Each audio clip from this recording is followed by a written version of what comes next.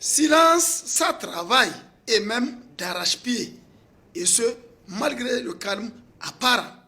Les scrutateurs, les techniciens ou les équipes de l'ORTN se relaient de 8h à 14h, de 14h à 20h, de 20h à l'aube, et cela en boucle.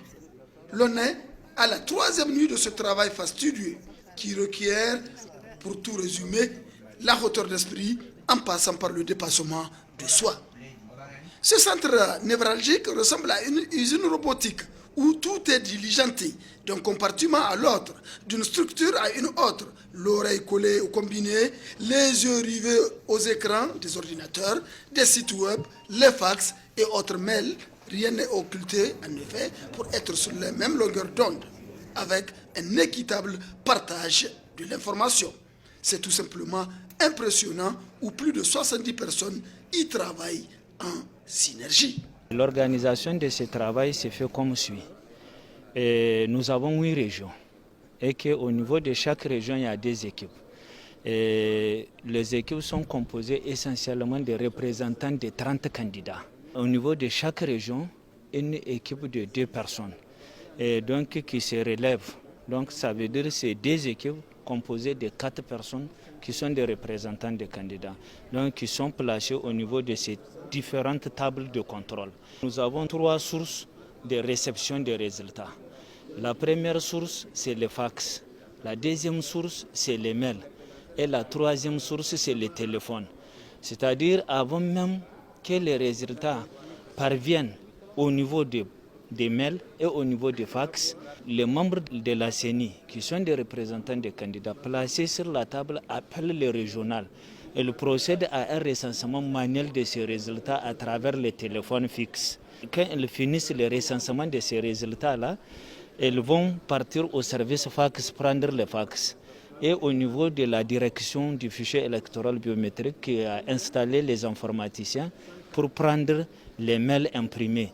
Et ils viennent sur leur table qui concerne la région pour comparer, à savoir est-ce que le résultat qui est arrivé par mail, c'est le même résultat qui est arrivé par fax. Donc si c'est bon, ils les envoient à notre table de contrôle. Et la table de contrôle est composée comme suit. Un représentant de la majorité, un de l'opposition, un de non-affiliés, plus le rapporteur général. Les 3 là, ils vont contrôler encore pour voir si c'est conforme.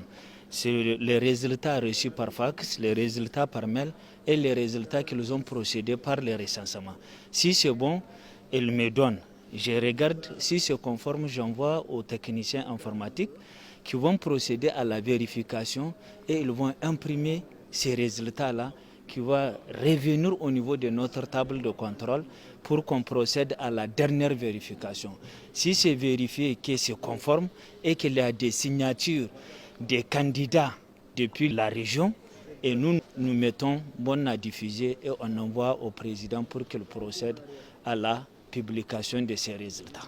Et nous avons une équipe de superviseurs composée de conseillers techniques et certains membres aussi de la CENI. S'ils constatent un dysfonctionnement, immédiatement ils alertent la table pour dire que non, il y a un dysfonctionnement, il faut immédiatement régler ça ou appeler le régional pour lui dire qu'il va procéder d'abord à la publication à travers le recensement de ces résultats avant qu'il envoie le fax. Donc ça veut dire que toutes les procédures que nous avons arrêtées consensuellement suivent leur cours normal et c'est pourquoi vous constatez qu'il n'y a aucun problème par rapport à ça.